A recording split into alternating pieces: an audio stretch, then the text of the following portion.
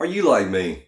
Tired of having to go out from the storage building to pick up the old rig just so you can play some of them old school games? You know, I really am. So, let's see what the Saturn's got to offer.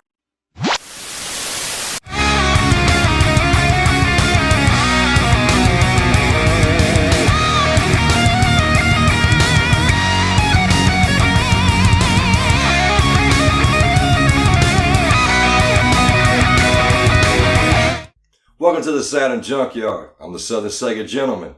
Like I was alluding to earlier, there's a lot of PC games I still enjoy playing to this very day, most of which I came in contact with during the 90s. See, at my junior high we had a lot of educational games.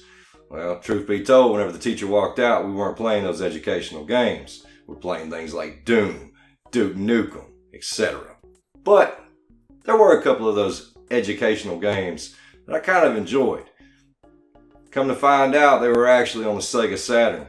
So, let's take a look at some PC ports for the Sega Saturn.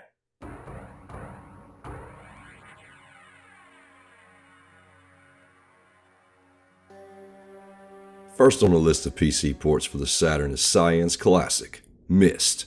Originally released in late '93 for the PC, the vast popularity of this game led to it being ported across every platform imaginable. Released to Western Saturn owners in late '95, this puzzle/point-and-click adventure game gave me many hours of enjoyment as well as frustration. For those accustomed to modern 3D open-world games, Myst more than likely will seem archaic, but for the time, this was next level. Ditching the idea of full 3D has allowed the game to somewhat beat the test of time, at least graphically. Myst places you in the role of the stranger, who by luck or horrible coincidence finds a book labeled Myst. After reading its contents, you're transported to a barren island, devoid of people and teeming with clues and puzzles. From a first-person viewpoint, you'll have to make your way around the island and try to solve its many mysteries. As for your enjoyment with Myst, that's all dependent on how much effort you end up putting into exploration. Not only do you have the main island to explore, but also many ages that can be explored once certain linking books are found. There's also a large gathering mechanic for the varied items you'll need to pick up and use to solve puzzles later on.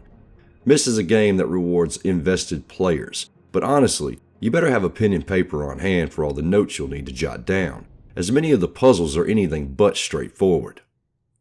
When it comes to the story, there are three primary NPCs you'll encounter. The two brothers and their father each have their own motivations. Only by collecting certain items will you be able to ascertain what those motivations are. And based on who you end up helping, that will decide what ending you inevitably get. So if you want to know all there is to know about the story, the island, and most importantly, how to get off of said island, multiple playthroughs are a must.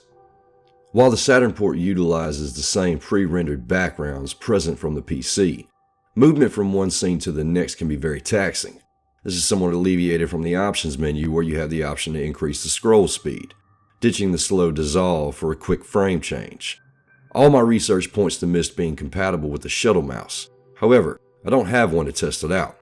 If a mouse was usable, it would honestly make the game much more fluid and enjoyable. While I love the Japanese Saturn controller's D-pad for almost any situation, in this case, it just doesn't quite jive too well.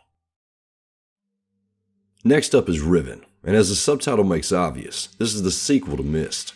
Again developed by Cyan and released to the Saturn in mid-98. This title never received a North American release, but as the gameplay footage shows, this PAL copy plays beautifully on my US Saturn.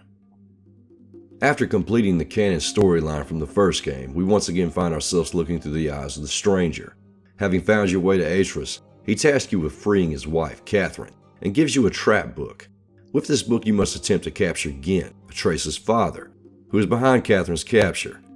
You are then teleported to the age of Riven, a much larger world than Myst with far more puzzles that are many more times complex. Riven is crumbling, and your time here is finite in terms of the story. Riven still utilizes the pre-rendered backgrounds present in Myst, but also has many more FMVs that show off some beautiful areas of the map in full motion. A distinct difference from its predecessor is the game's actual size. You will now be routinely swapping discs, 4 in total, so that you can navigate between the islands. The concept of linking books also shows itself again by way of the Age of Tay.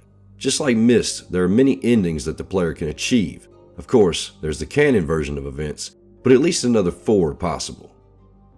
As for mechanics, Riven is still a point-and-click adventure.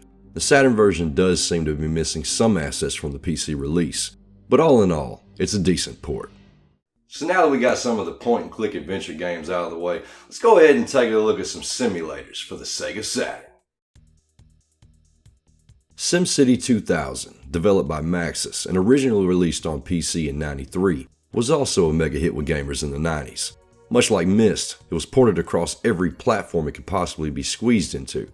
If you've never played a SimCity game, the whole premise is that you are the mayor, and effectively God, over an isometric map. You can bend the landscape to your will, plot out living areas, manage resources and utilities. Hell, you can even bring forth destruction upon the masses if you so please. Sim management games present you the opportunity to play as you want and build your own perfect world. As for the Saturn port, it does have some drawbacks. Now personally, I absolutely adore this game, but it isn't for everyone. The frame rate, one of the most known issues, can drop below 15 frames per second when you have a large city. Gameplay and menu navigation are much slower than the PC port, and it has some rather long load times, even for a 32-bit era game.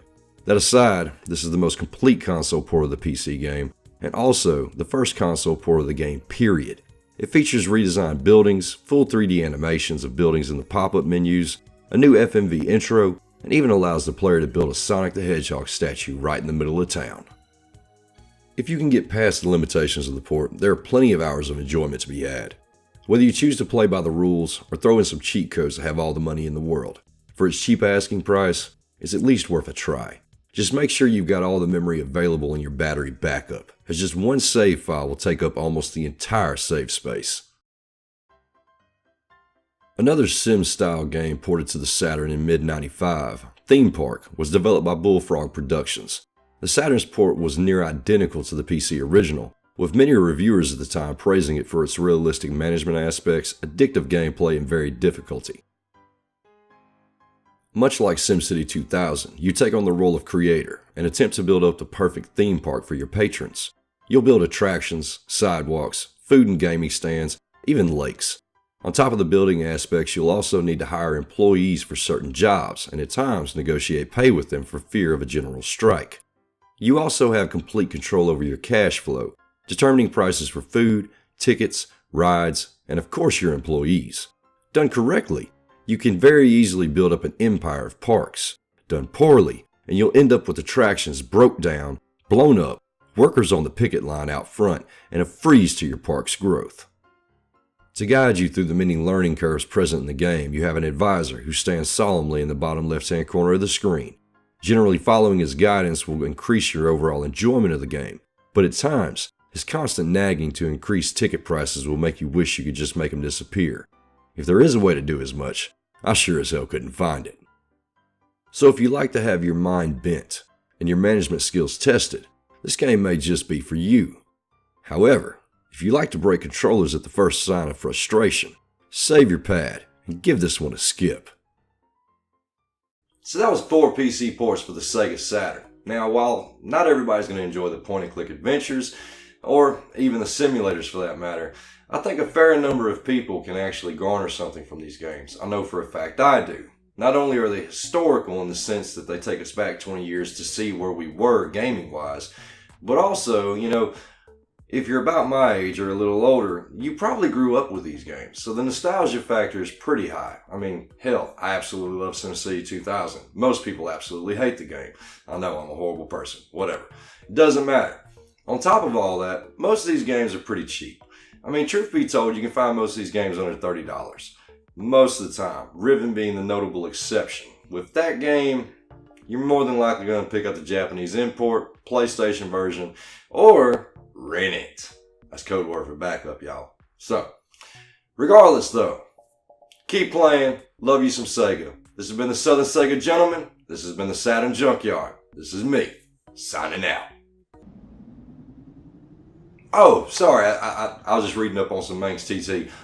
Look, over here we got some videos. Apparently there's something. I don't know what they really are. It doesn't matter. On top of that, we got this thing called a subscribe button. If you like what we did, go ahead and hit that subscribe button. And if you really like us, go ahead and hit that bell icon. That way you stay up to date every single time we drop a new video. We'll see you around.